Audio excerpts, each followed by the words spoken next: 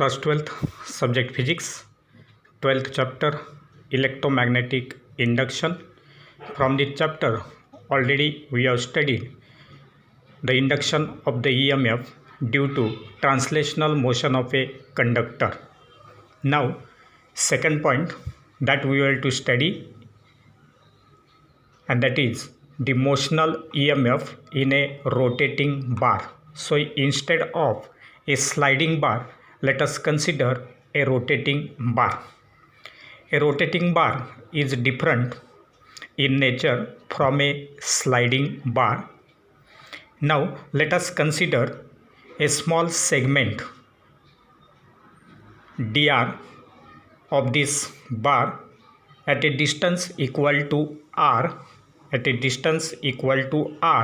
from this pivot, that is from the support.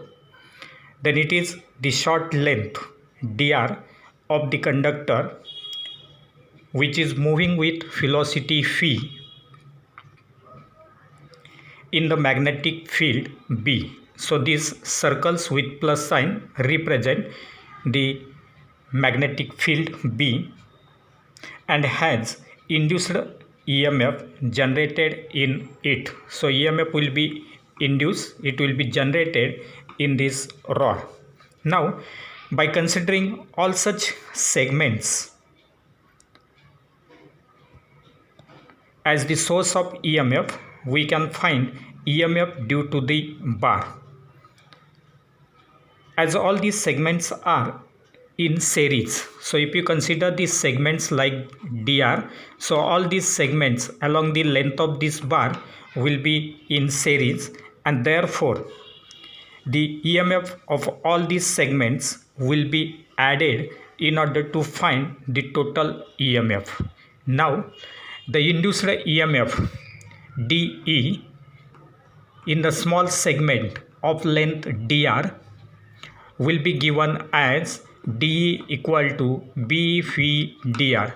So in the previous point we have seen that EMF E induced in the conductor is given as BL phi. So in the similar manner, the induced EMF dE in small segment of length dr will be given as dE equal to B phi dr.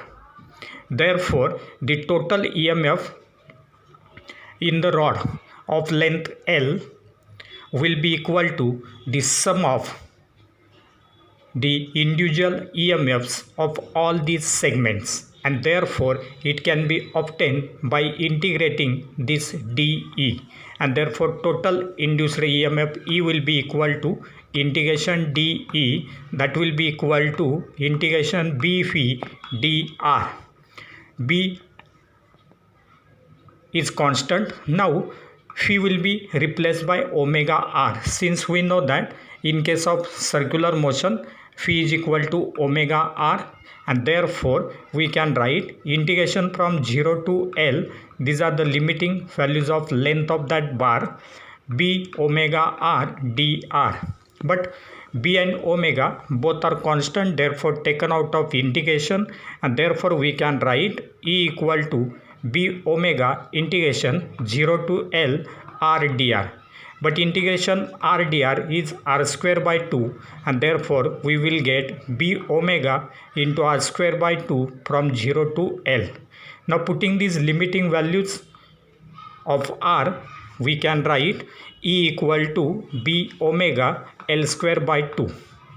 Rearranging the terms, it will be written as half B omega L square. So this equation will represent the total EMF induced in that rod. Now this equation can be compared with the previous equation for the EMF induced for sliding rod, that is E equal to BL phi. So this represents the sliding rod, that is EMF induced due to the sliding rod or due to the translational motion of the conductor, and this will be due to the rotational motion of the conductor. Now let us see the next point, and that is the induced EMF in a stationary coil. The coil will be at rest or stationary in a changing magnetic field.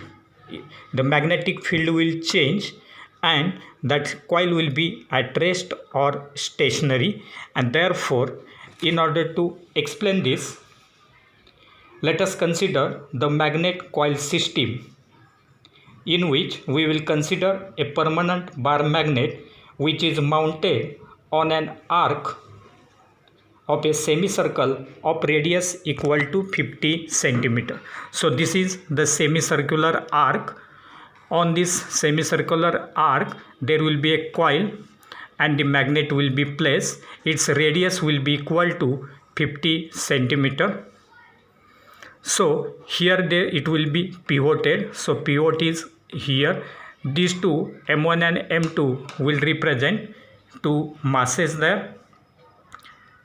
And therefore, if you consider this coil magnet system, then the arc is the part of a rigid frame. This arc will be a part of rigid frame which is made up of aluminum and is suspended at the center of the arc. It will be pivoted or suspended at the center of this arc so that whole system can oscillate freely in its plane. So this system can freely oscillate in its plane. Then a coil of about 10,000 tons. So like this coil having 10,000 tons of copper wire, that loop is then fitted on the arc so that this bar magnet can easily pass through that coil. So this coil is having nearly 10,000 tons and it will be so fitted along this arc that this magnet can move freely or easily through it. It can pass easily or freely through that coil. Now, as the magnet kept in the middle of the arc, far away from the coil. Now initially this magnet will be kept at the center of this arc, at the midpoint of the arc, that is far away from the coil, moves through it and recedes the magnetic field or flux through the coil. It will get changed from a small value, then increases to its maximum value and becomes small again, and hence EMF is induced there. So due to the change in magnetic flux linked with this coil due to the motion of this magnet takes place, and therefore an induced EMF will be produced in that coil due to the motion of the magnet. Now there is substantial, that is heavy or massive magnetic field at the coil only when it is very close to the magnet. So this coil will possess heavy magnetic field only when it is very close to that magnet. Then the speed of the magnet is largest when it approaches the coil.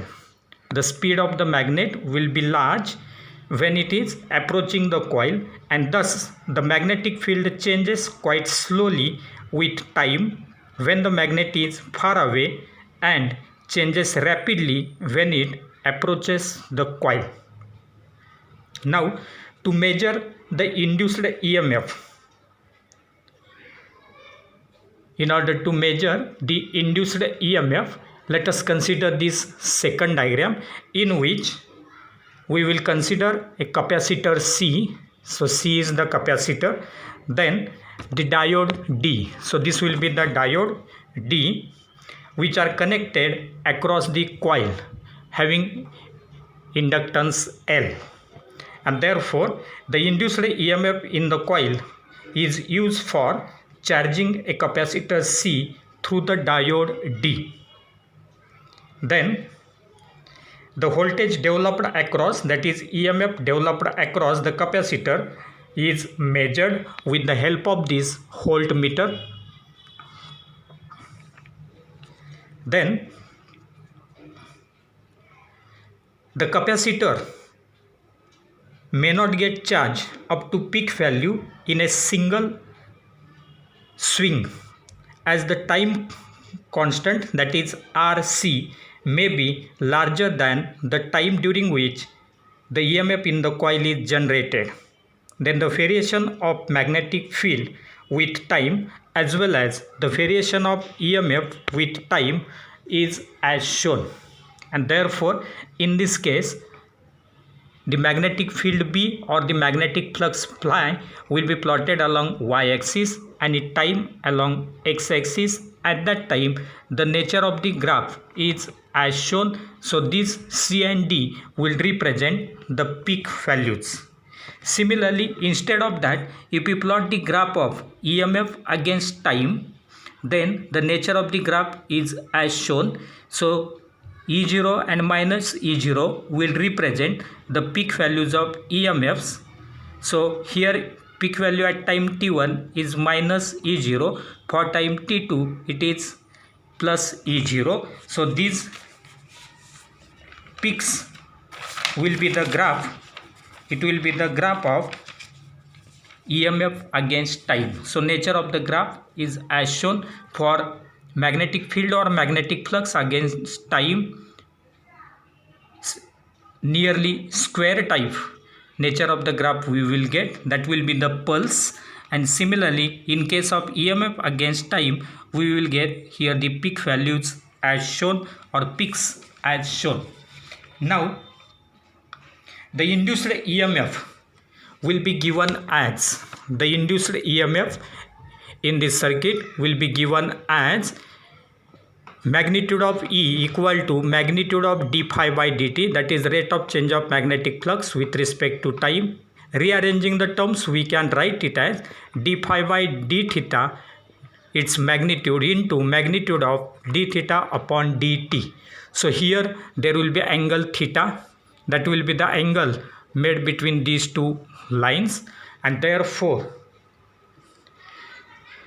we will get this equation. Now as theta is equal to 0, as theta is equal to 0, the magnitude of that phi will be maximum, that is we have maximum phi, but we are having d phi by d theta which will be 0 at theta is equal to 0, but we will get d phi by d theta equal to 0 when theta is equal to 0. Then the second term d theta by dt in the above equation, this term, that is the second term d theta by dt, can be obtained by using the oscillation equation, and therefore the oscillation equation is written as theta is equal to theta 0 2 pi nu t, where nu is called as frequency of oscillation. So theta will be equal to theta 0 into 2 pi nu t, and therefore frequency nu will be equal to 1 upon time period, because we know that reciprocal of periodic time is called as frequency, and therefore frequency nu equal to 1 upon time period, that is 1 by t. And therefore putting that value, we can write theta is equal to theta 0 into sine 2 pi by t into t. So this nu will be replaced by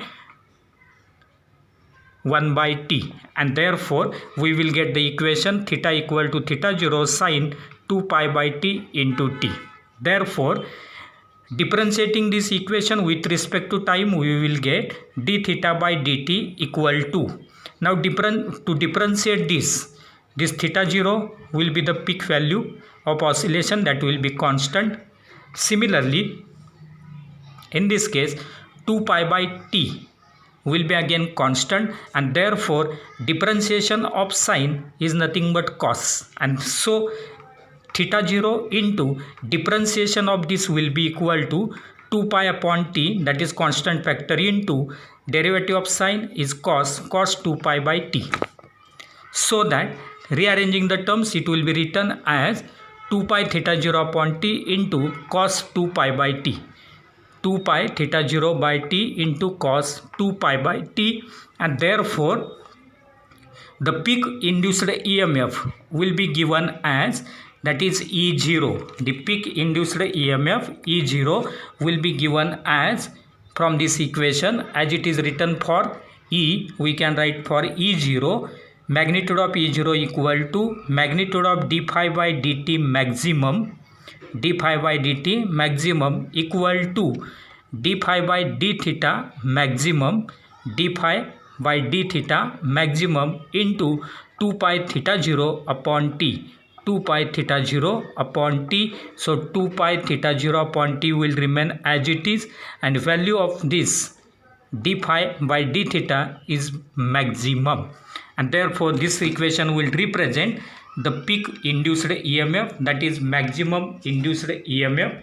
From this equation it is clear that the peak induced EMF E0 is directly proportional to the angular amplitude. So this magnitude of peak induced EMF E0 will be directly proportional to this amplitude, that is angular amplitude theta 0, and it will be inversely proportional to period t, that is periodic time t. So from this it is clear that this peak EMF will be directly proportional to angular amplitude theta 0, that is maximum value of the amplitude, and it will be inversely proportional to periodic time t.